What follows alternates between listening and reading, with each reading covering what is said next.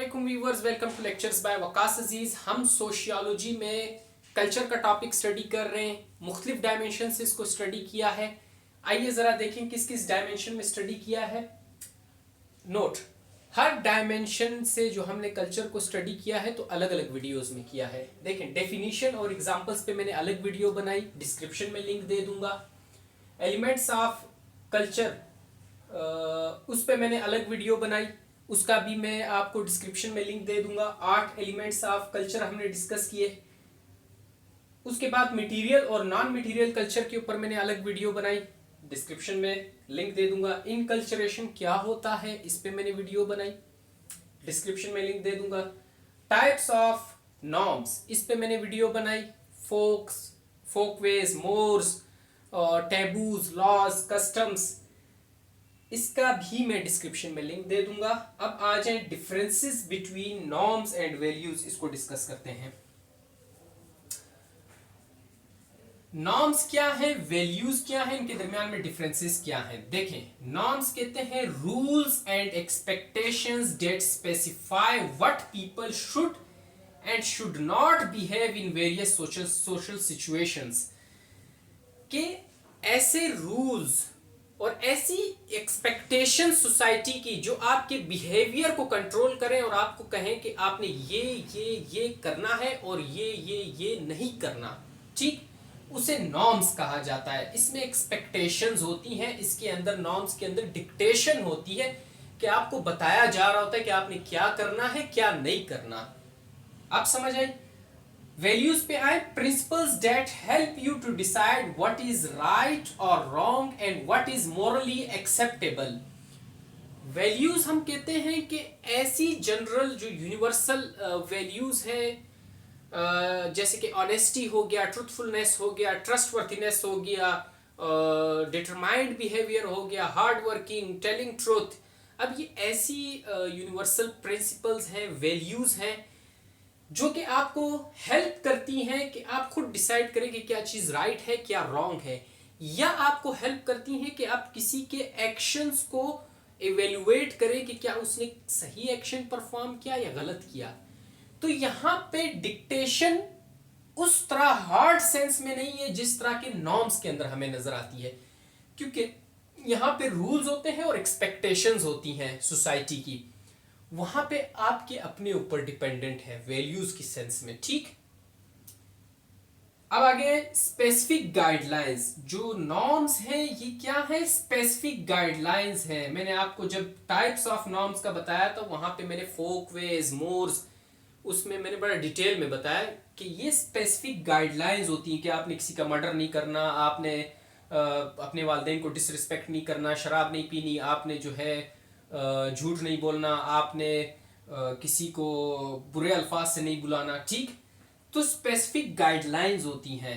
Values क्या है, ये जनरल गाइडलाइंस हैं जो मैंने अभी आपको बताई। ऑनेस्टी हो गया, इन सब चीज़ों का हमें पता होता है। ऑनेस्टी है, ट्रूथफुलनेस है, ट्रस्टवर्दीनेस है, ठीक, डिटरमाइंड बिहेवियर है, हार्ड वर्किंग है, सच बोलना है। तो ये क्या है, जनरल गाइडलाइंस होती हैं, ठीक। नॉर्म्स क्या है, एक्सेप्टेड बाय सोसाइटी।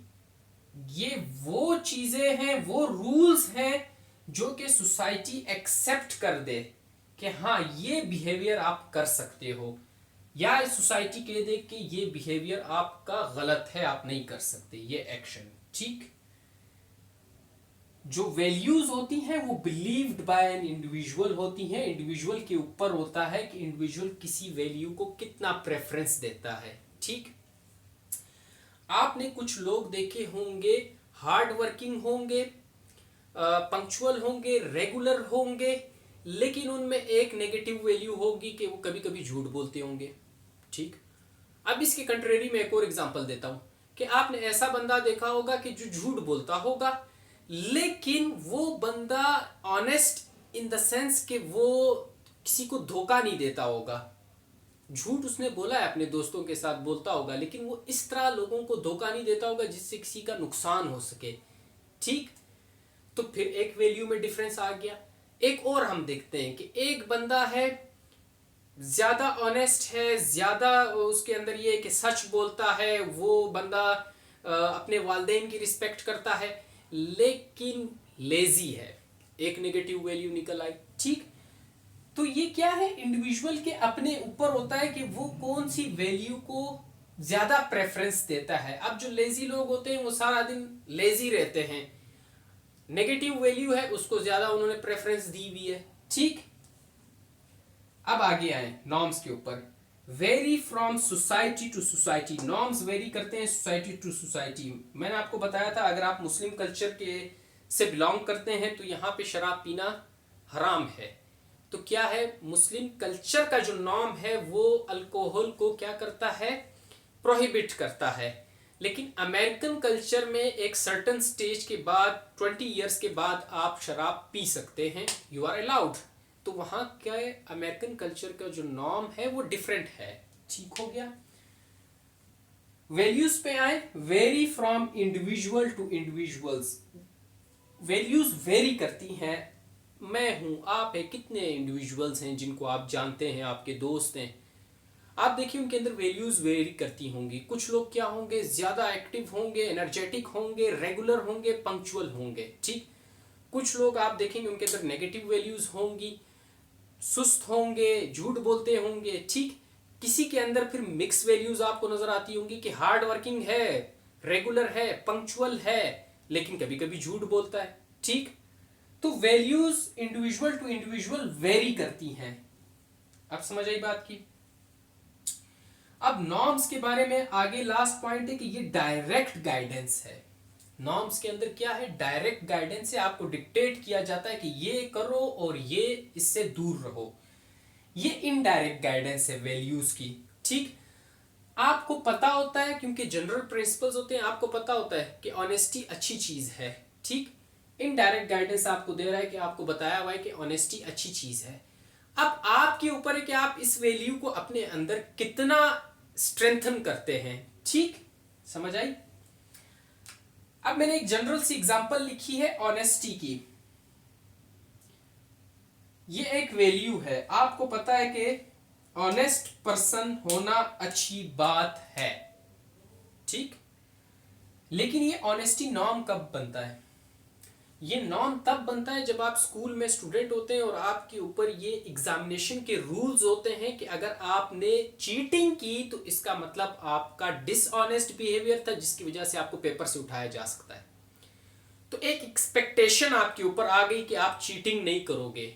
क्यों नहीं करोगे, क्योंकि चीटिंग करना एक डिसऑनेस्ट बिहेवियर है। तब ये नॉर्म बन जाता है। समझ आई बात की किस तरह। लोग कंफ्यूज इसीलिए होते हैं कि एक ऑनेस्टी है वो वैल्यू में भी है, नॉर्म में भी है, लेकिन वैल्यू में इन द सेंस कि वो जनरल गाइडलाइन है। मुझे पता है कि यार ऑनेस्टी बंदे के अंदर हो तो क्या होता है, बंदा बहुत पॉजिटिव बिहेव करता है। लेकिन जब इसी ऑनेस्टी को नॉर्म की सेंस में देखा जाता है तो इसे एक्सपेक्टेशन के साथ या रूल्स के साथ जब इसको मर्ज कर दिया जाए तो वहां पे क्या है, ये ऑनेस्टी नॉर्म की तरह पे एक्ट करती है। ठीक हो गया, समझ आई यहां तक differences between norms and values. अब लेक्चर्स यहां तक नहीं है, कल्चर पे मैंने 5 लेक्चर्स और देने हैं कल जहां जिसमें हम लोग characteristics of culture, functions of culture, enculturation, acculturation और कल्चरल लेग और ट्रांस कल्चरेशन, इनके दरमियान में डिफरेंसेस को स्टडी करेंगे। Okay, that's all. आज के 5 लेक्चर्स हो गए। करो भाई, स्टडी करो। अल्लाह हाफिज।